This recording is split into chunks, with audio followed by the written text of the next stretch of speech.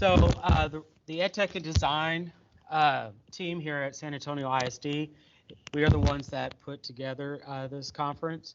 And you can see there our vision and our goals um, and kind of our program that we do, which is called Future Ready Pathways.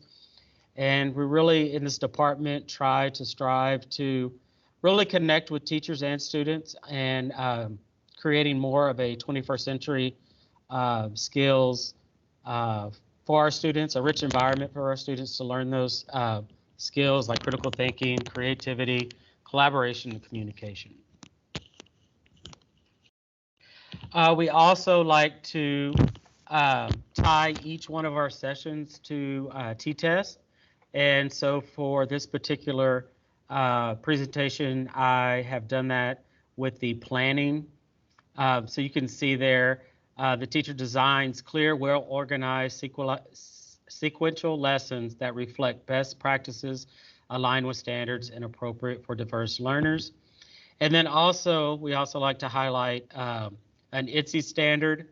And for this one, I picked Citizen, and simply because it states that educators inspire teachers to positively contribute to and responsibly participate in a digital world. And that's one thing that we're going to touch on today is digital citizenship in the classroom. All right, so the name of the presentation I'll be presenting today, it's called Classroom Management in a Technology-Rich Environment.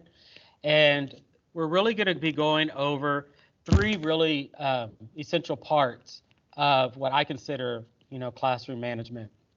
We're going to talk about providing procedures and guidelines. Then we're going to look at prioritizing the digital literacy in your class, which I think is very important, especially when you are trying to build those specific skills with your students so they're able to perform the different tasks that you have for them throughout like a project or just even day-to-day work. And then we're also going to look at device and activity monitoring. On that particular portion of it is going to be very centralized on the different tools that San Antonio ISD provides their teachers.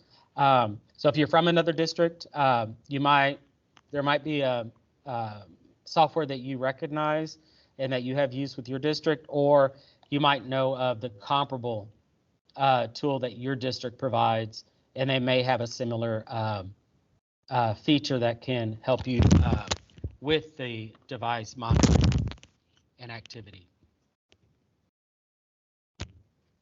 So I like to start my presentations out with quotes. It always kind of sets the tone for the presentation.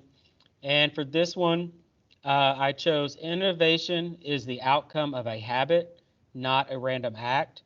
And that really kind of fits into what we're going to talk about first in this presentation, because we're going to be looking at procedures and guidelines. So as a teacher in a classroom, even before technology, that's like the number one thing that you do whenever you meet with your students for the first time is setting those procedures and setting those guidelines for the different things that the students are going to have to do in class, rules, expectations, all those things that we lay out for the students at the very first of the year. And then that we also reinforce as the year goes on to make sure that they maintain the behaviors that we ask of them. So creating expectations and consequences for educational use of technology and appropriate online communication. So starting at the very beginning of the year, doing this with your other procedures that you have in class is very important. When I was in the classroom, I taught at a school that had a lot of technology, and that was one thing that I embedded. I'm talking just signing in, going over how do you sign in? What are your credentials? This is the tool that we're going to go to every day. This is how you're going to submit work. So going over those procedures every day, for the first, 6 weeks or so was very important to make sure that my students understood, exactly what they were going to do and the expectations that I put on them for the particular uh, course that they were taking.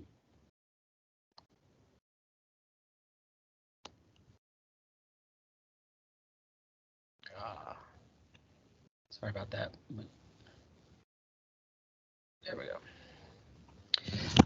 So some of the things that you can do. So each uh, campus in a district, and even the district that you are working at, is going to have some, different things that they're going to have as far as device numbering or a system that's created for access and identification and tracking.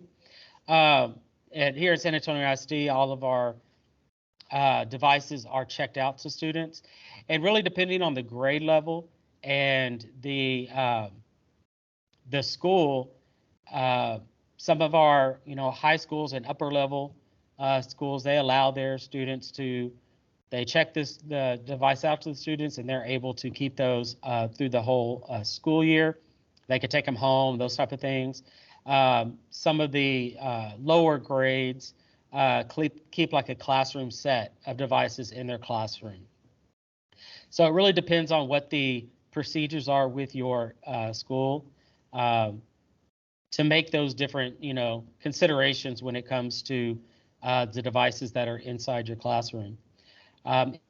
You do have a situation where you're in control of the devices. There's a classroom set, so whenever students come in, they grab one and they're able to use it while they're in your class. Creating a system that really works for your class will be a great way for you to not only manage the devices as far as one didn't walk out of the classroom, or even if it's a device that may not be working properly, is to go ahead and number them and have some sort of a system. One of the systems I used in my class was I had desk numbers, and so that desk number corresponded with the device number as well. And so I had, a seating chart, and each student was assigned a number. So if you sat at number 1, you got the number 1 device. And it really cut down on a lot of just commotion in class when students come in and they're looking for their device, but they can't find their device, and somebody sitting in number 4 seat has number 2 device, and it just kind of eliminates a lot of that. But again, this is still going to be something that you're going to have to contend with your own school district and campus guidelines. But having some sort of procedure when it comes to having a classroom set, you can do that. And it really does make things a little bit easier, especially at the beginning of class when your students are getting settled. Another thing that I've done in the past, and I think it becomes really important throughout the year, is creating the opportunity for students to serve as a tech team in your class.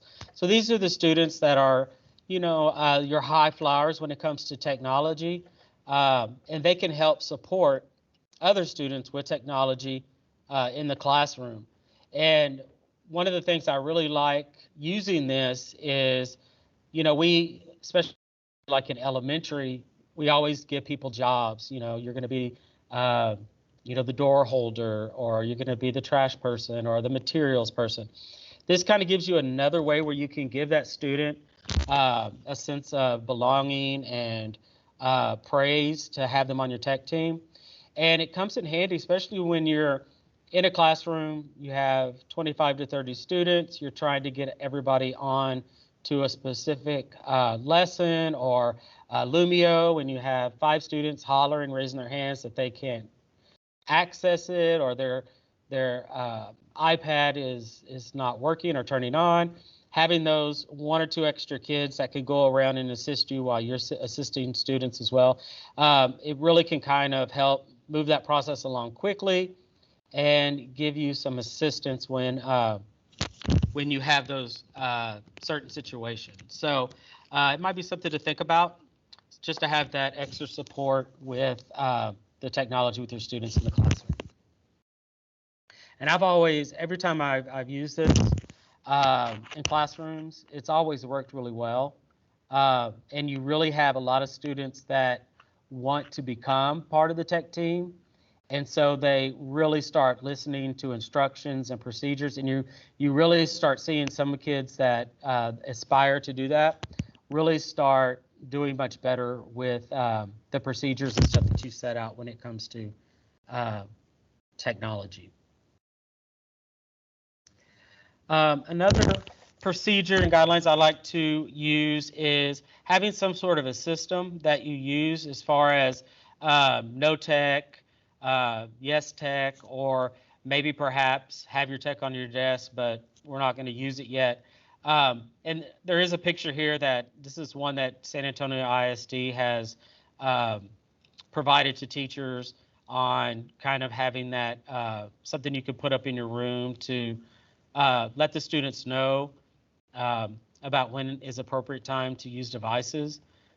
I've seen a lot of different ways that teachers have done this.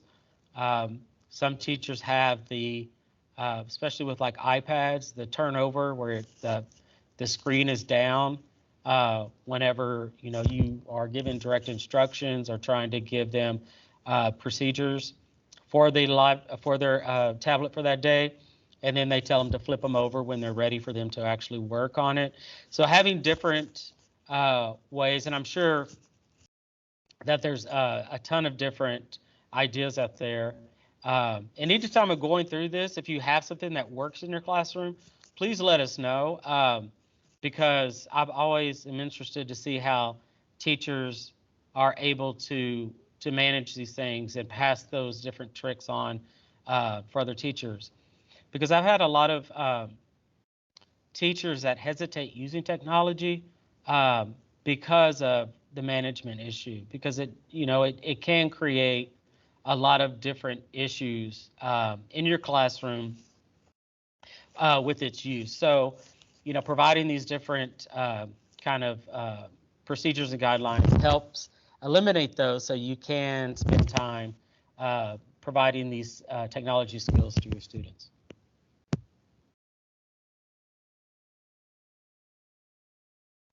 Also, creating a consistent digital workflow for your students using Canvas or Seesaw. This always helps when you're starting to build routines for your students. And also, students learn the expectation and safe practice and respectful communication online this way.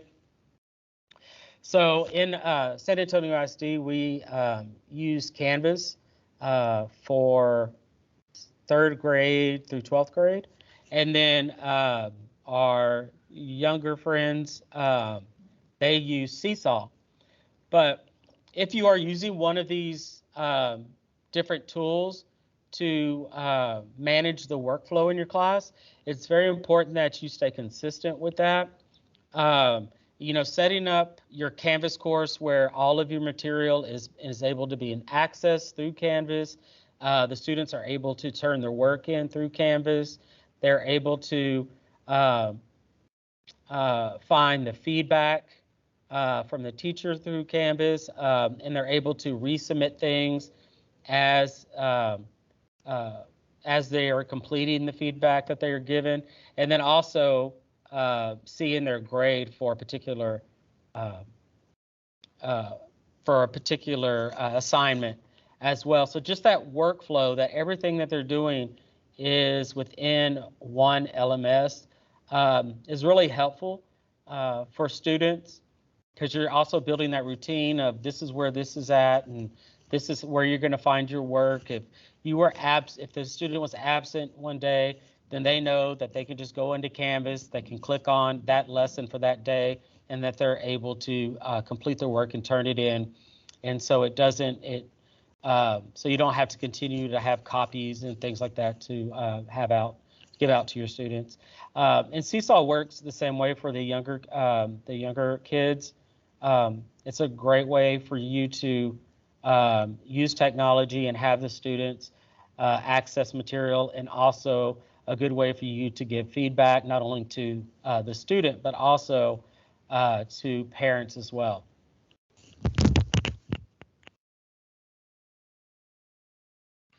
All right, so the next kind of portion of uh, this presentation is digital literacy.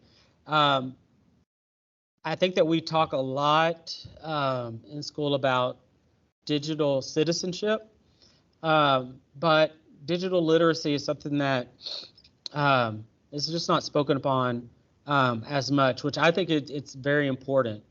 And it lends itself a lot to everything that we do with technology in the classroom. So, so what is digital literacy? Uh, it is the navigation of our digital world using reading, writing, technical skills, and critical thinking. It uses technology like smartphones, PCs, tablets, and more to find, evaluate, and communicate information. So when I'm thinking about digital literacy, I'm talking about the different ways that students are able to read information online. Um, how are they writing, or how are they communicating through text? Like typing skills are very important. Um, and we're going to go in just a moment look at some different things that you can use to help your kids really hone in on their skills on typing.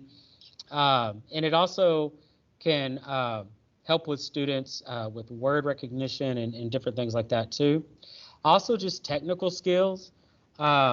Having your students create things digitally, like in a document format, being able to mark up, a PDF like in Kami, being able to produce a slideshow, having students use spreadsheets, all those things, those technical skills are things that they're going to take with them well beyond your class.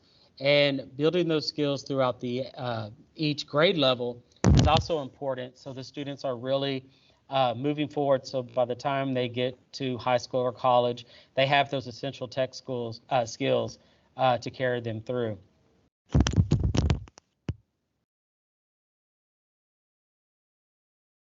All right, so some of the familiar terms and common platforms for digital literacy uh, is, of course, a digital device that a student can use um, in the classroom or at home. Um, Also, documents and files. So being able to create documents, be able to save, upload, and share files are very important for students to learn that skill. Also, the recognition of icons and software. So the different softwares that you use throughout throughout the school year, making sure that the students are familiar with the different features and things of those softwares. So some of those platforms are ClassLink, Canvas, Lumio, and also digital textbooks that your district may provide to your students. So making sure that they understand, how to navigate to these different platforms, making sure they know the features and how to access information is very important to continue building on that digital literacy for that student. And then also building, like I said before, building the technology skills. So keyboarding, navigating the software, how to search on the internet, creating documents, spreadsheets, slideshows, graphics, and videos. All those things are really important um, technology skills that students need to have, um, to further their education or even whenever they are off into the real world and get a job.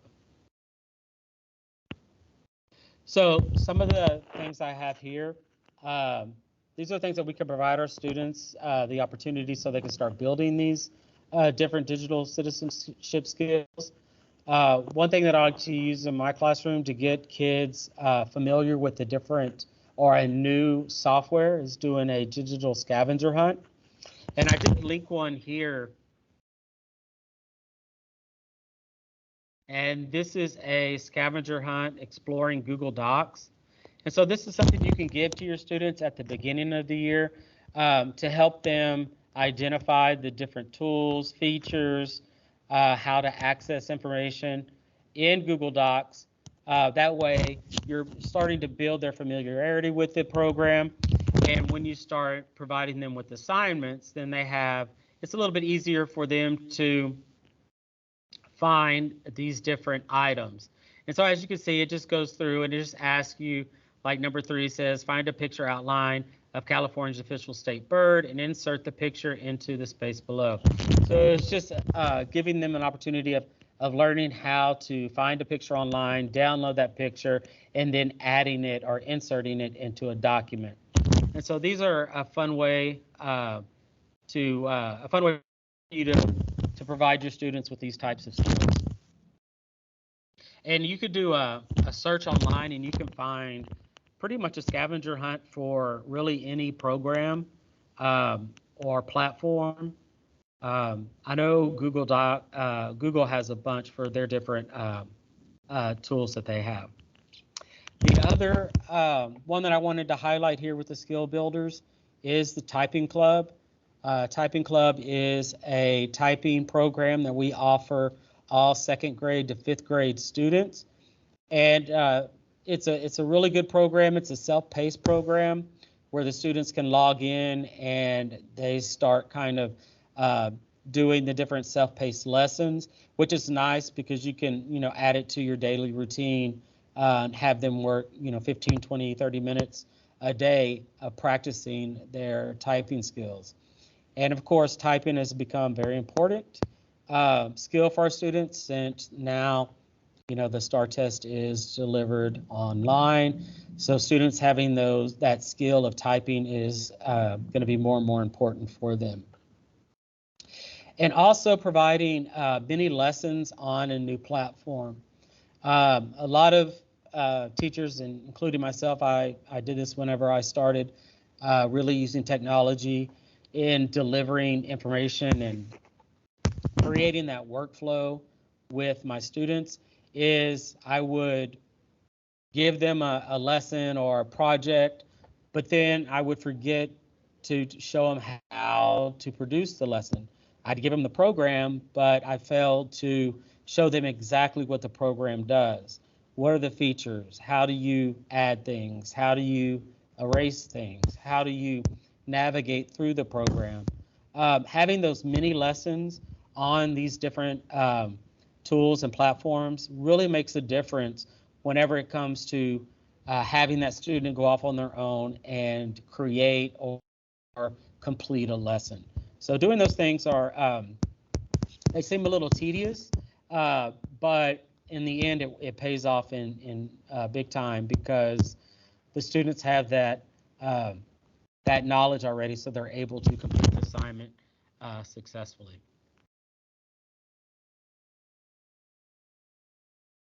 So the last portion of this is communication and collaboration. So again, digital citizenship is very important. It's a great way for us to highlight appropriate online use. How do we communicate with individuals online? What is appropriate for sharing and what information shouldn't be passed on to users online. So going through those types of things are very important for students. Also sharing documents and files. A lot of times we would like to ask our students to work collaboratively, but we want them to do it on some sort of material. And so showing them and giving them that skill of how to share different documents so they can work together and collaborate is very important. The use of discussion boards are always nice, even in Canvas, you can post a discussion question and have your kids the ability for them to collaborate and communicate in that way. And also group workspaces. And when I think of group workspaces, Lumio always comes to mind because they have that function where you can send a activity out to all your students and they can work on it all at the same time. So it's a great way for your students to collaborate with each other.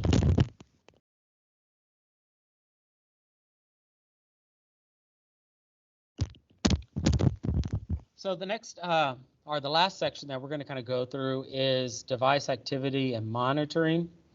So in this section, we're going to highlight different tools that our district provides to teachers so they can monitor students' digital activity, lesson progress, and learning data. And again, all of these are going to be specifically for SASD, but hopefully this will resonate with our friends from other districts. So the first one I wanted to highlight is Apple Classroom.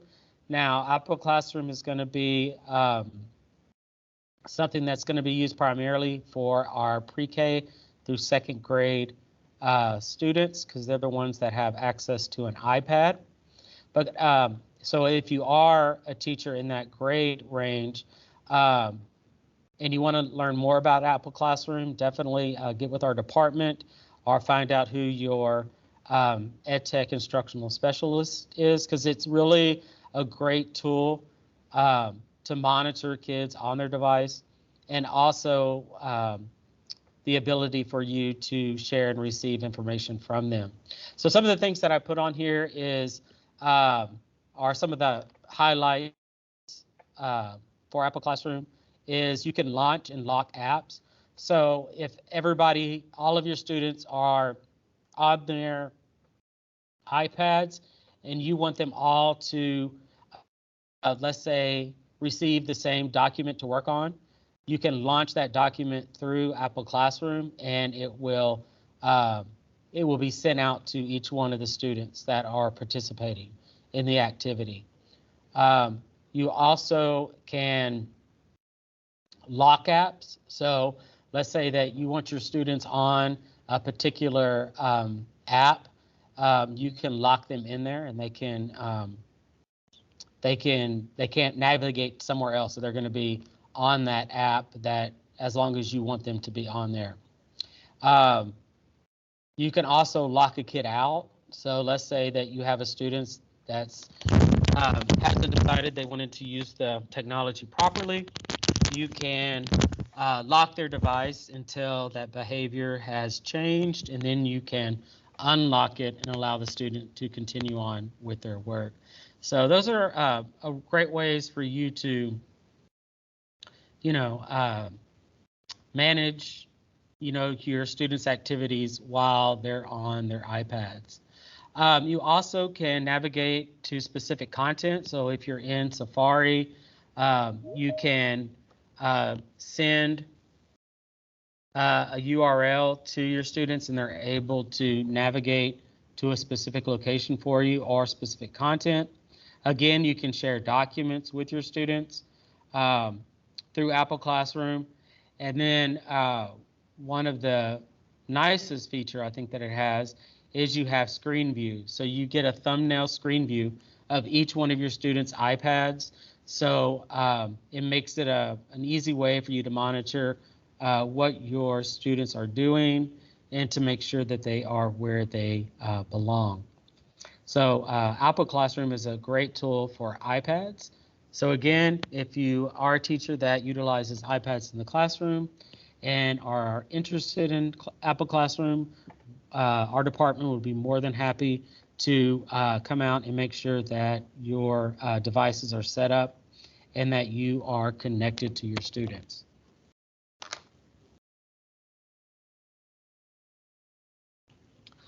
All right. All right, so the next platform I wanted to highlight, or our software, is the Lumio by Smart. So Lumio is the kind of the companion software with Smart and Smart boards. And some of the things that you can do to actively monitor your students' progress or activities is you get the opportunity to launch lessons to your students.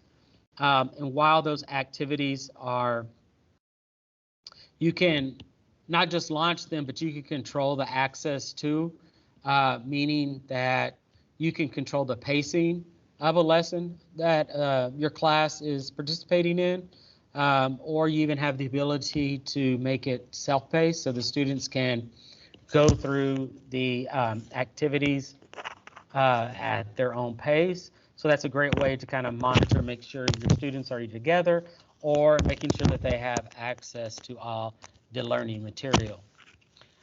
You can also monitor students' progress. So once you have launched Lumio Activity, it does provide you with the opportunity to monitor your students' progress. You can look at their actual real-time progress, see how they're doing.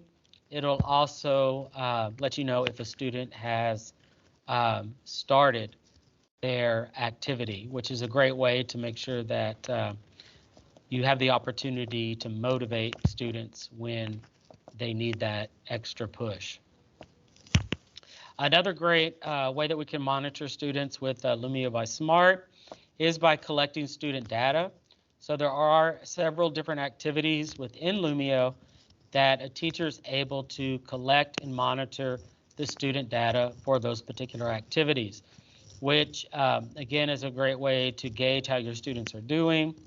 It also will give you the indication if a student has started the activity. So again, you can give them that extra little push if they need that for that particular lesson. And then also, like I said previously, you can control the pacing of a lesson, which is a nice feature. So if you are using Lumio to complete an entire lesson for that day and has different activities, you can always control when and where your students are able to participate in those. So the next tool I'm going to look at is Canvas.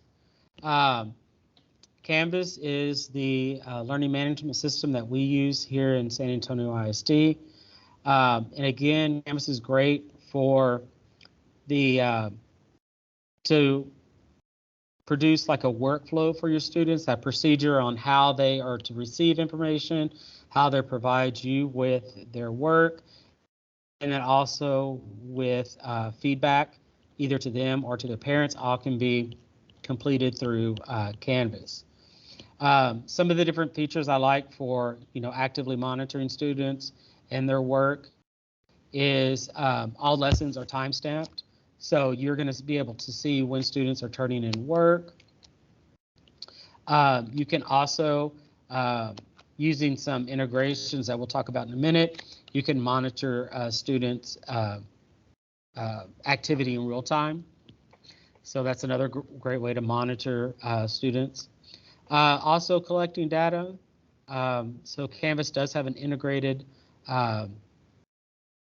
grade book, and I know that San Antonio ISD uses a separate grade book, but some of the features in Canvas's grade book has collected data specifically for standards. So you can actually put your standards in Canva, and you can contribute your assignments to certain standards, and so you can start tracking your students on how they're doing on mastering specific standards throughout the year. So it's a great tool for monitoring students and collecting that all important data. And then also integrated software. One of the things we've done at San Antonio ISD is we have integrated a majority of our software that we provide to our teachers. So within Canvas, you have access to Lumio, so you can launch Lumio lessons straight from Canvas, which I think I like it because it allows the students to stay within the Canvas framework, and so they're not being sent out to another page, and then they get lost, and then you have to direct them back into Canvas. So I think it's nice that it's right there in Canvas, and they can complete the assignment or activity, and then they can move on, staying within the Canvas framework. We also have Kami is integrated to Canvas, which is a great tool, especially for having students do markups, or even creating digital worksheets, creating different types of study materials.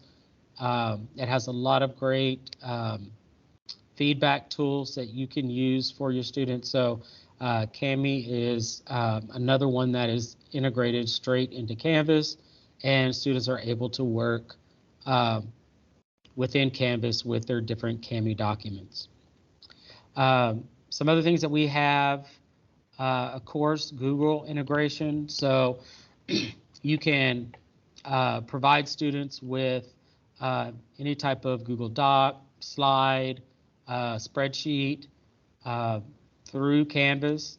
And a lot of teachers use that for their graded assignments. They can send a copy out to each one of their students. The students can complete it. They can turn that work back in, and it could be graded, and the grades sent out to students. So it's a great way to give that digital material to your students as well.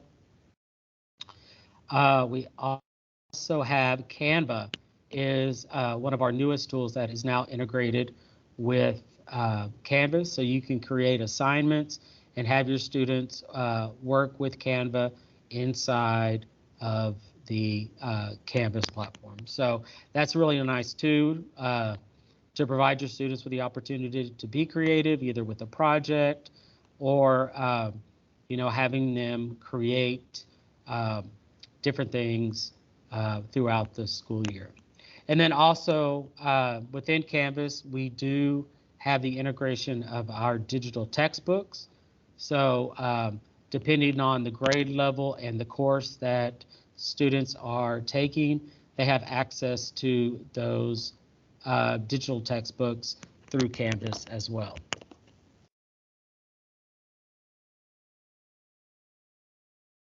And again, this was the Kami integrations I just went over: Google Drive, Canva, Kami, Lumio, and then also digital textbooks and materials. All right, so that is the end. I ended a little early, but I will go ahead, and if anybody has any questions or anything that I went over you're not sure about.